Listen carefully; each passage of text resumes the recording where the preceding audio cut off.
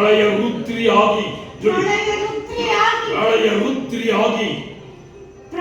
ರುದ್ರಿಯಾಗಿ ನಿನ್ನ ಕುಲ ಕೋಟಿಯನ್ನೇ ಕಬಳಿಸುತ್ತೇನೆ.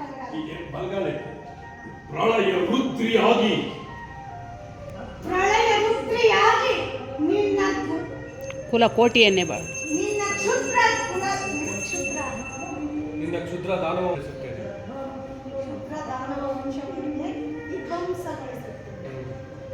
ಪ್ರಳಯ ರುದ್ರಿಯಾಗಿ ನಿನ್ನ ಕ್ಷುದ್ರ ವಂಶವನ್ನೇ ವಿಧ್ವಂಸಗೊಳಿಸುತ್ತೇನೆ. ಸತಿ ವಿಧಾನಿಸು. ಈ ಶಾಂಭವಿ ಪ್ರಸನ್ನಮಯಿಯಂತೆ ಪ್ರಳಯ ಭೈರವಿಯೂ ಹೌದು. ಪಾರ್ವತಿ, ಕಾಮೋತ್ಪನ್ನನಾದ ರಾವಣ ತನ್ನ ಅಧೋಗತಿಯಾದ ಪಾತಾಳಕ್ಕಿಳಿಯಲು ತಾನೇ ಅವಳಿಸುತ್ತಿದ್ದಾನೆ. ಕಂದಿನಲ್ಲಿ ಹೋಗುವ ನಂದಾದೀಪ ನೆಗೆದಾಡುವುದು ಸಹಜ. ವಿಧಿ ಹರಣ ಮಾಡಿದಾಗ ವಿವೇಕ ಹರಣವಾಗುವುದು ಸತ್ಯ. ವಿಧಾತ ವಿದ್ವೇಷಕ್ಕೆ ನಿಂತಾಗ ವಿಶ್ವಾಸದ ನುಡಿ ವಿಷದ ಕಿಡಿಯಾಗುವುದು. ಎಡವಿದರೂ ಎಚ್ಚರಿಕೆ ವಹಿಸದವನು ಕೆಡುಕಿನಲ್ಲಿ ಕೊನೆ ಕಾಣಬೇಕು. ಹೋಗು ದೇವಿ.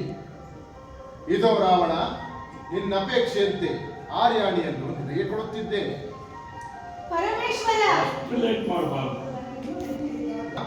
ನಿನ್ನ ಅಪೇಕ್ಷೆಯಂತೆ ಆರ್ಯಾಣಿಯನ್ನು ನಿನಗೆ ಕೊಡುತ್ತಿದ್ದೇನೆ.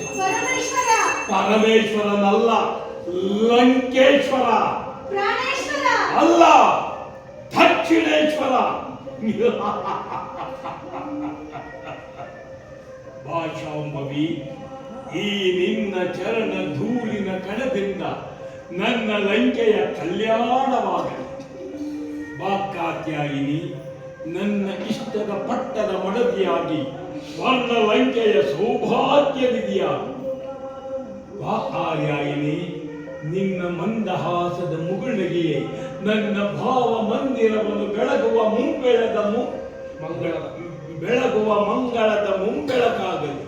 ಬಾ ಮುರಾಣಿ, ಬಾ ಬಾ ಪಾರ್ವತಿ, ಬಾ. ನಿಂತಿದ್ದಂಗೆ ಕಾಲು ನಮಸ್ಕಾರ ಮಾಡ್ತಾರೆ. ನಮ್ಮ ಅನ್ನ ಕರೆಕ್ಕಿಂತ ಮುಂಚೆ ಬಾ ಶಾಂತ.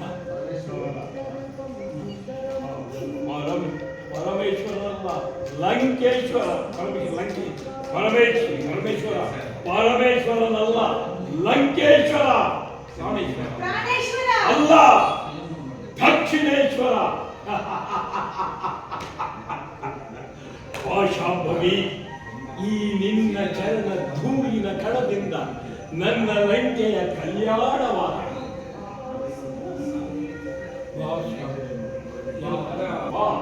ಬಾ ಪಾರ್ವತಿ, ಬಾ.